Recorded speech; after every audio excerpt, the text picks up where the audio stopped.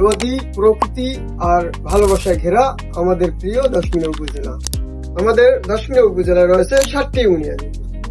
1 নং রণগোপালদি ইউনিয়ন, 2 নং আলিপুর ইউনিয়ন, 3 নং বেতাগী শান্তিপুর ইউনিয়ন, 4 নং দশমিনা সদর, 5 নং বহরমপুর, 6 নং বাঁশবাড়িয়া, 7 নং চরবোরান ইউনিয়ন। এই 7টি ইউনিয়ন নিয়ে আমাদের দশমিনা উপজেলা। প্রতিটি ইউনিয়নে রয়েছে নিজস্ব সৌন্দর্য, ইতিহাস ও সংস্কৃতি।